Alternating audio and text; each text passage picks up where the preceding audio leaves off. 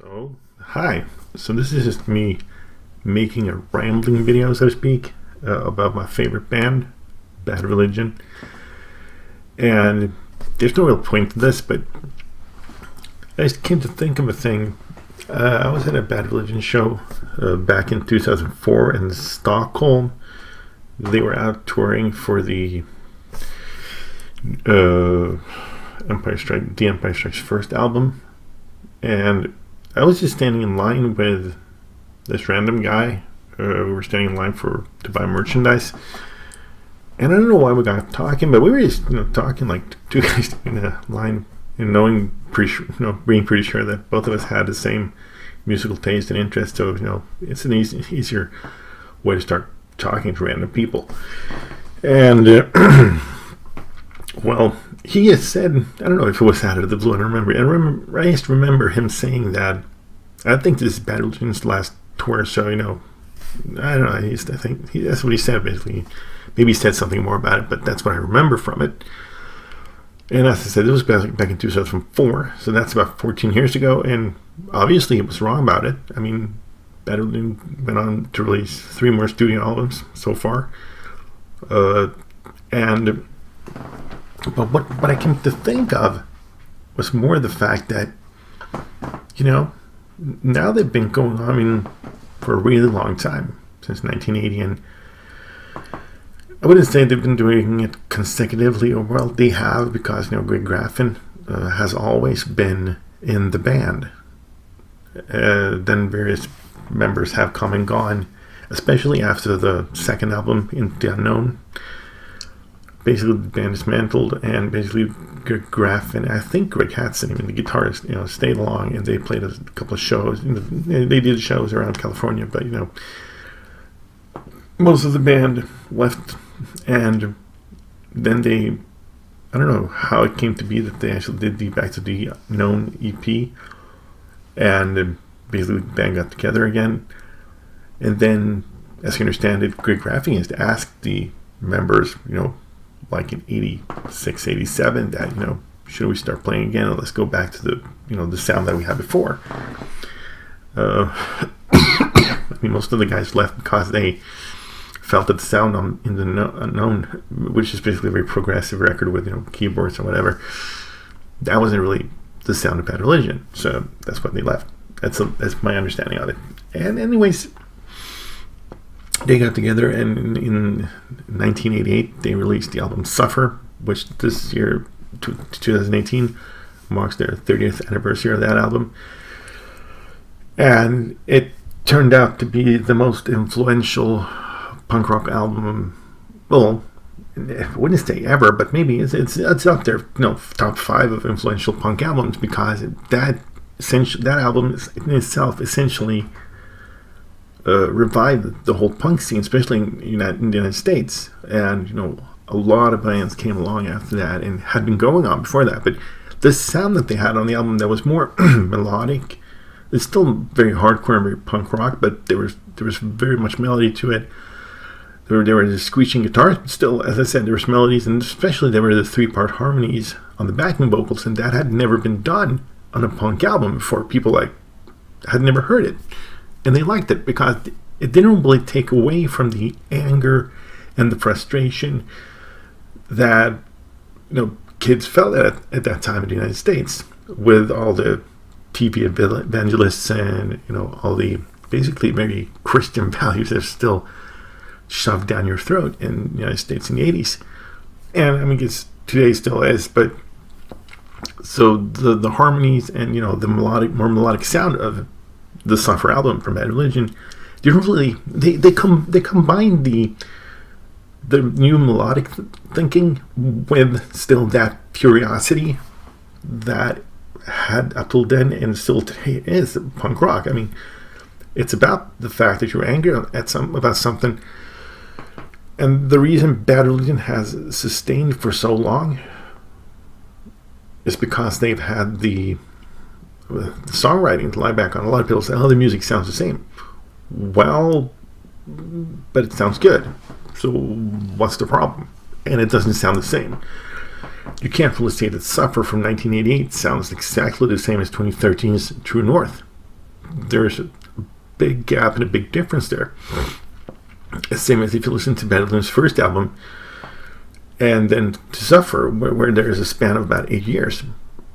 The first album sounds a lot raw and, has that 70s punk rock vibe to it. Whereas Suffer obviously is a lot more melodic and whatnot. But this is not really the topic that I came to think of. What is Bad Religion? How does Bad Religion sound? How have they evolved over the years? Because, well, music is very much about your personal preference. I mean, just because I think Bad Religion is the greatest band, both when it comes to musically and lyrically, doesn't mean that you feel that way. And that's the whole point. You're not supposed to. Music is supposed to provoke feelings in you and thoughts.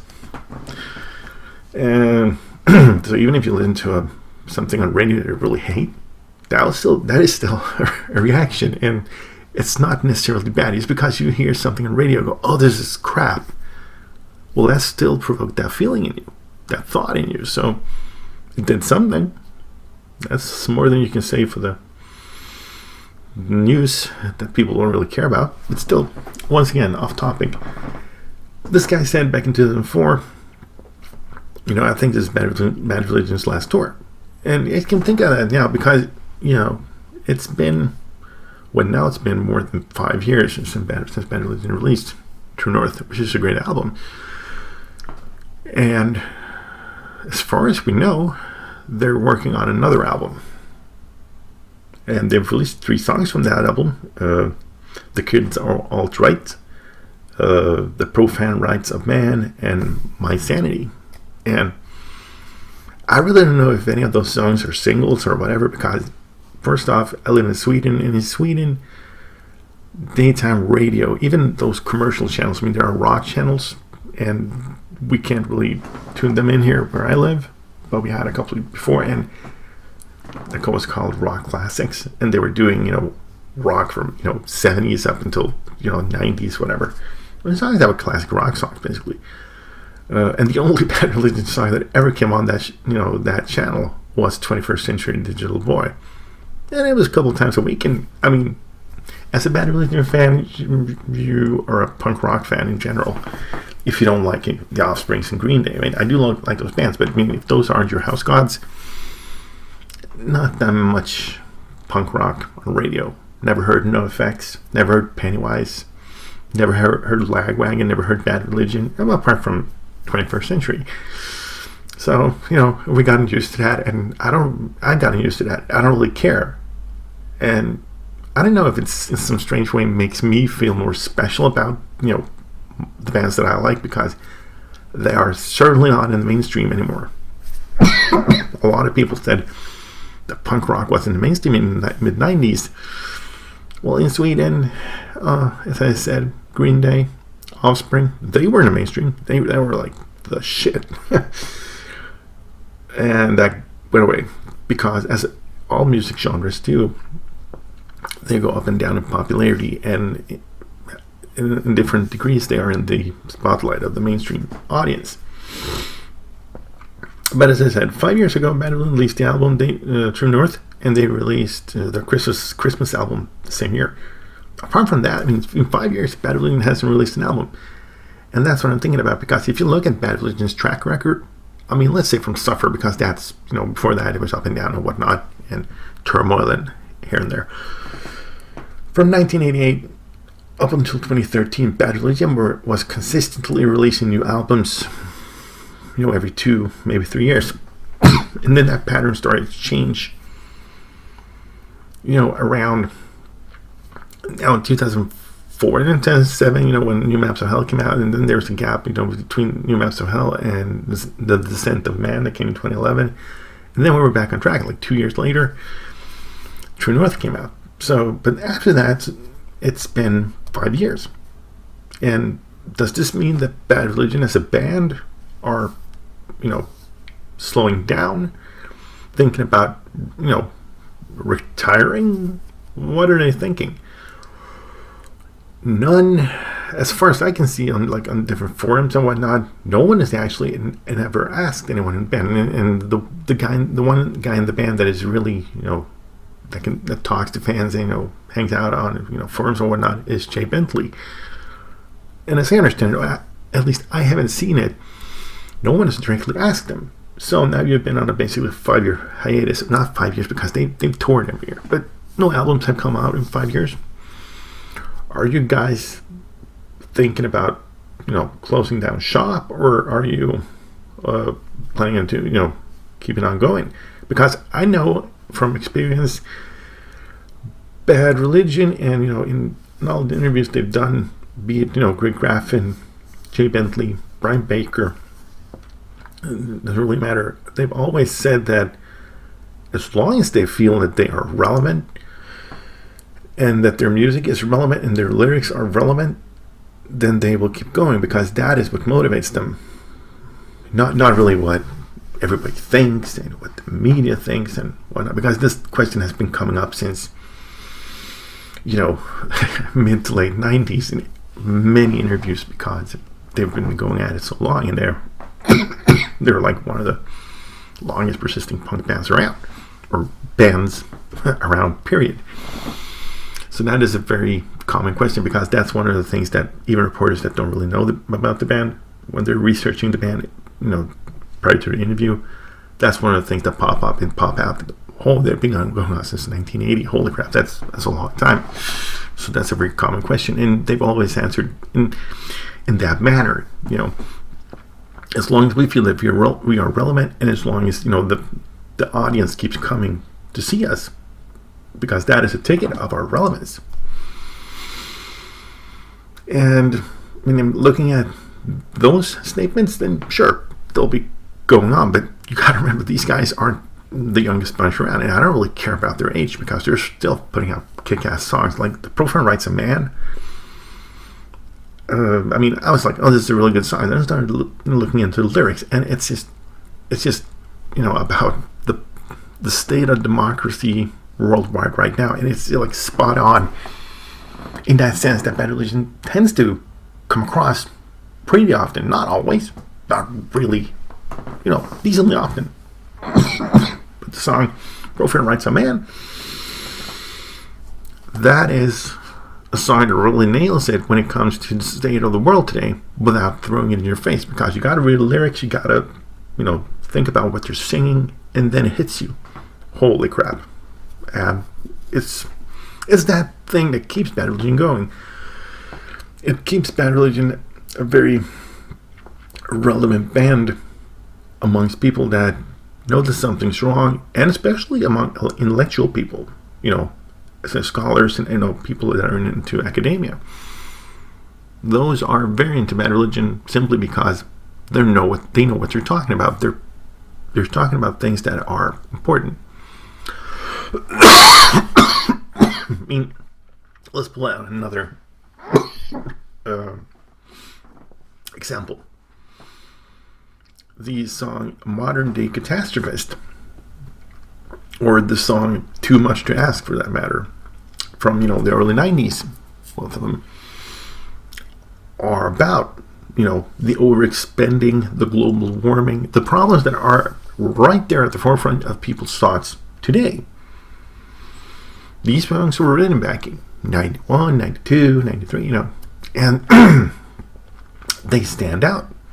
Still today, they are extremely relevant. Today, they're even more relevant, or they were as relevant back then. But no one really saw the problem. No one really cared about the environment. No one really cared about global warming. Our old Donald Trump doesn't really care about it at all still. And he's the leader of the free world, so to speak. He's the president of the United States. And he thinks, to be blunt, he thinks that global warming is a hoax. Or as Mr. Little Donald would say, it's fake news. Just the fact that you had a president in 20, or I don't really care when, the fact that you have a president sitting on that post that openly talks about fake news and the media is bad, and they're just trying to badmouth the president like a 4-year-old. You're like, dude, you are the most powerful man in the world, and you're acting like that. That makes me go, holy shit, this cannot end well. I mean, the fact is that Mr. Trump, he could wake up one day and just be grumpy because he had too little sleep. Or maybe his dear wife just didn't let him do his thing. And he's pissed off and he decides to use that briefcase and just bomb some country just because. And, well, thinking about it now, I mean, I don't know, if someone sees this video that really shouldn't, or maybe it triggers something in some algorithm somewhere, I wake up in a couple of days with, I don't know, CIA guys just whisking me off to a black site. Who knows? I don't really care. Because at least in my mind, if I don't have the freedom of speech and the freedom of thought, then, fuck it. But, the point being really still, the songs that have come out so far from Bad Religion this year are very anti-Trump. And I mean, I think we fans, we knew that, when he came to office, that the next Bad Religion album would be very much about that. There's songs about, democracy and importance of free will, free speech, freedom of speech.